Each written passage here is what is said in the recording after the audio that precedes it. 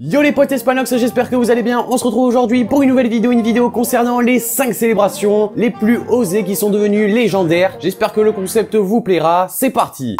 Alors on commence premièrement avec Carlos Tevez, c'était lors du Super Classico Boca Juniors River Plate. Je pense que les supporters de Boca se rappellent sûrement de cette demi-finale face à River en 2004 quand leur buteur argentin se faisait expulser après avoir célébré un but au Monumental en imitant une poule. Dans cette grosse rivalité, ceux de Boca Juniors surnomment les joueurs de River Plate les poules mouillées.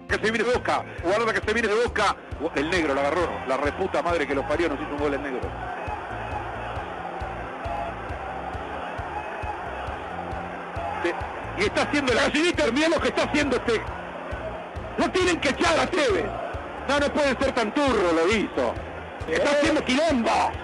Una vergüenza lo que hizo este muchacho. J'ai décidé ensuite de placer Raúl. On sait tous que Raúl González Blanco est une véritable légende du Real Madrid, mais c'est pas vraiment ce qui nous intéresse, c'est plutôt son but au Camp Nou en 99 et voire même sa célébration. Alors, pour recontextualiser un peu tout ça, les Catalans étaient premiers au classement et ils accueillaient les Merengues qui étaient un petit peu en galère en Liga. Du coup, le Real débarquait au Camp Nou avec une arme offensive qui était Raúl et à quelques minutes de la fin d'un match électrique, El Siete vient égaliser à 2-2 en battant le gardien catalan d'un superbe geste de buteur. Il embrasse son alliance comme à son habitude et il exige du Camp Nou le silence d'un geste éloquent, célébration qui restera quand même assez controversée en Espagne à cette époque-là. On enchaîne avec Cristiano Ronaldo et son fameux calma, buteur lors de la défaite du Real Madrid face à Barcelone lors du Classico 2015. CR7 avait alors célébré son but avec son fameux geste, le calma calma. Javier Tebas, le chef du football espagnol, avait expliqué que cette célébration pouvait être perçue comme une provocation et elle pouvait donc être sanctionnée par une amende. N'hésitez pas à me dire dans les commentaires si cette célébration est vraiment osée et si elle méritait une amende. L'avant-dernier joueur de la vidéo, c'est Emmanuel Adebayor lors du match Manchester City-Arsenal. Après un but contre son ancienne équipe les Gunners, l'ancien attaquant de Monaco avait couru toute la longueur du terrain pour célébrer en face des fans d'Arsenal. La célébration avait suscité la fureur parmi les supporters des Gunners. Le Togolais expliquera plus tard le pourquoi de cette célébration. Après son départ d'Arsenal, de nombreux supporters du club disaient qu'il était fini et Adebayor avait donc voulu leur montrer que ce n'était pas le cas. Je trouve que c'est vraiment une célébration ultra osée, surtout en première ligue, et Adebayor l'avait tenté. Et le dernier joueur de la vidéo, c'est Lionel Messi lors du Classico. Après avoir été félicité par ses coéquipiers de son but incroyable, le quintuple Ballon d'Or s'est présenté devant les supporters madrilènes, son maillot dans les mains, afin de le brandir plusieurs secondes statiques. Ce geste de triomphe a valu à Messi un carton jaune et, comme vous le savez, les sifflets du Santiago Bernabéu. Je pense qu'il fallait quand même avoir les cojones